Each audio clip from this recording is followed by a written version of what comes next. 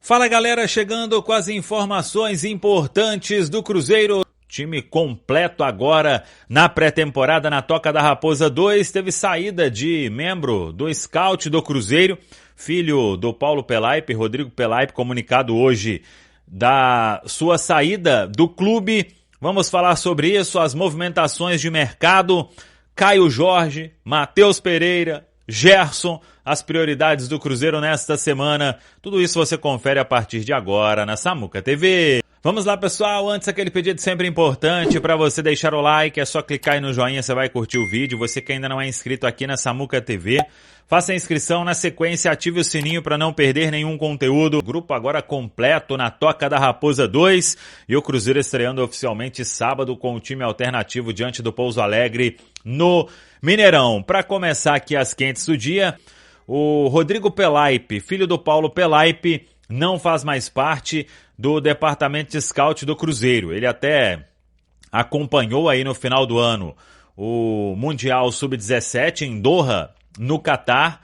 Era um profissional aí que estava ali abaixo do Joaquim Pinto, no departamento de scout. O pai dele tinha saído para o Grêmio e agora o Cruzeiro hoje o comunicou da saída e, portanto, o Rodrigo Pelaipe tinha vindo na época aí do Alexandre Matos, ele não faz mais parte do departamento de scout do Cruzeiro. Vamos ver aí se o Joaquim Pinto, se o Cruzeiro vai ao mercado para buscar um novo profissional. De reapresentação e de trabalhos em 2 períodos na Toca da Raposa 2, aliás, assim será a pré-temporada do Cruzeiro, hein?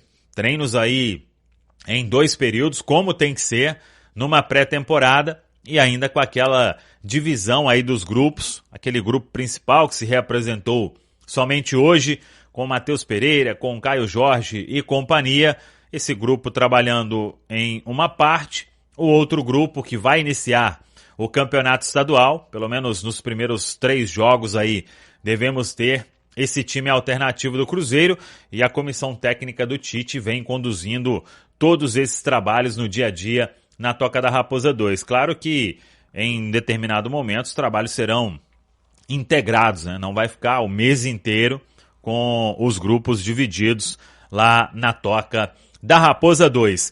Caio Jorge se reapresentou normalmente, participou dos treinamentos e o Cruzeiro estabeleceu o seguinte: a negociação com o Flamengo, que ficou mais aí em algumas propostas feitas pelo Flamengo e com valores bem abaixo, essa negociação ela não continua, ela está encerrada, porque o Cruzeiro entende que o Caio Jorge é uma peça fundamental no time e que se você faz uma venda por um valor menor do que aquele de 50 milhões de euros, você não vai conseguir substituir à altura o atleta no mercado. O mercado está muito maluco, né? Qualquer jogador hoje tem um custo bem alto. Então, o Cruzeiro tem este posicionamento e assim será. O Caio Jorge tem um longo contrato, tem um salário importante.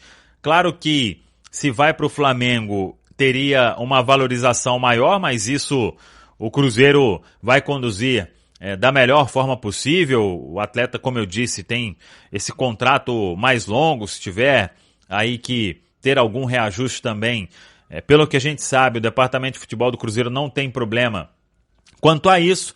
Então o Caio Jorge vai seguir. É claro que se amanhã o Flamengo chegar com os 50 milhões de euros, aí eu já nem sei mais se a negociação seria retomada, né? Mas claro que o Cruzeiro estabeleceu este valor, porque sabe que para ir ao mercado teria que gastar muito também, caso a negociação fosse para frente. Então, essa é a posição. Muita gente até me perguntou sobre acionar a FIFA. Eu acho que agora não. Não tenho essa informação, inclusive, mas se continuasse aí, saiu muita coisa também, né, que precisamos apurar, de ligação do Flamengo direta para o jogador. Então, o Cruzeiro acompanha isso aí, se continuar, inclusive, aí talvez poderia ser aí um caminho, mas no momento acho que isso não deve acontecer. O Cruzeiro está com essa posição bem clara sobre não negociar o Caio Jorge, principalmente para um adversário direto na busca por títulos na temporada de 2026. Matheus Pereira se reapresentou também normalmente, jogador está aí, todo mundo acompanhou, né, pelas imagens divulgadas, muito feliz, e ao longo dos próximos dias teremos algumas conversas para tentar fechar tudo da renovação do atleta, que é outra prioridade do Cruzeiro neste início de temporada. E sobre Gerson, o que a gente pode falar é que a negociação, ela não diria longe de terminar, mas com certeza teremos alguns bons capítulos ainda no mercado. O Cruzeiro definiu o Gerson como um alvo para se buscar e fazer um esforço muito grande. Então, tem a possibilidade, até uma informação que podemos trazer aqui, tem a possibilidade de envolver o Jonathan Jesus e aí fazer um complemento.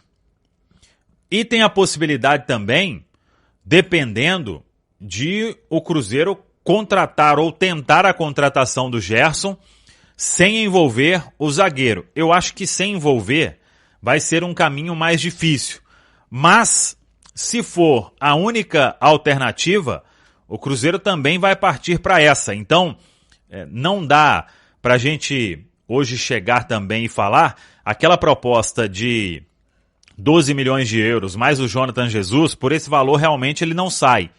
Mas, colocando o Jonathan Jesus e subindo mais a oferta, pode dar negócio. Tem que ver até quanto vai esse teto aí do Cruzeiro.